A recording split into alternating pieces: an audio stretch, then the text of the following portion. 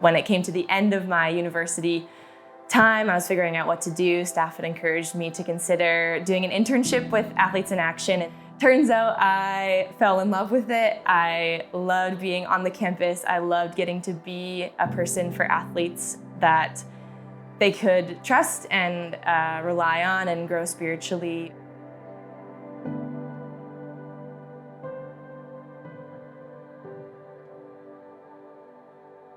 It didn't come without its challenges. When I decided to join staff, I also was getting baptized right at the end of my internship and basically got accepted onto staff that same week. And coming from a non-Christian home, my family, it was not something that they were super excited about. Christianity had kind of been seen as maybe a bit of a phase, and it was really challenging to kind of go into staff and go into your first year support raising, and really had to rely on my relationship with Jesus and the community around me to support me.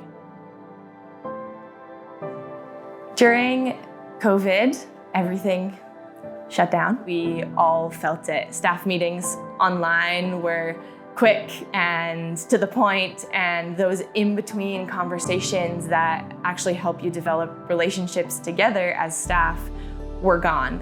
There was staff and athletes going through this same thing so we could relate to each other. An athlete who was isolated in their dorm room for weeks at a time and was coming to our weekly gatherings online, shared with us kind of after the call, just chatting with some staff, and said, "This has been my safe space. This has been the place that has kept me going in these weeks of working through not playing, not training, not being with my team, doing classes online," and that carried them through their week as they went through all the challenges that they were facing in COVID. Last year in the fall, I was excited about the fact that ministry was going to be back in person, but there's a lot of things going on for me personally. I came into that season feeling really distracted, really lacking passion for the ministry and wanting to serve the athletes. I wanted to quit.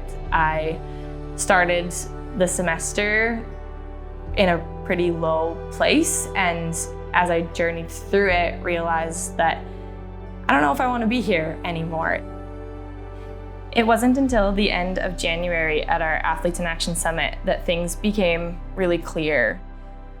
The second day of the conference, we worked through Matthew 4 and the ways that the enemy tempted Jesus and what those temptations look like for us today.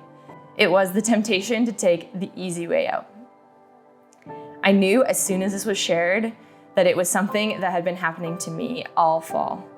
I went home that night crying out to the Lord, confessing, repenting, and with a heart open for His will to be done in my life and in my heart. At the end of the week, we were asked to ask God what He wanted to say to us. Well, I asked and He answered, "Lean in." Part of me still didn't want to believe it was what He had said, because I knew it was going to be challenging, uncomfortable, stretching, and not always what I wanted, but I knew it was what He wanted. Jesus didn't always do what He wanted, but He did what the Father wanted Him to do. If I wanted to look more like Jesus in my life, I wanted to live how He lived and respond to the voice of the Father. This season really forced me to slow down and not just do things all the time, but really learn what does it mean to be with Jesus. Being in God's creation and praying and being with Him and asking Him to speak and really listening to what He was saying to me. And it made me realize how much the athletes also were in need of Jesus. And I think that sparked a bit of my passion for wanting them to know Him in a deep and personal way.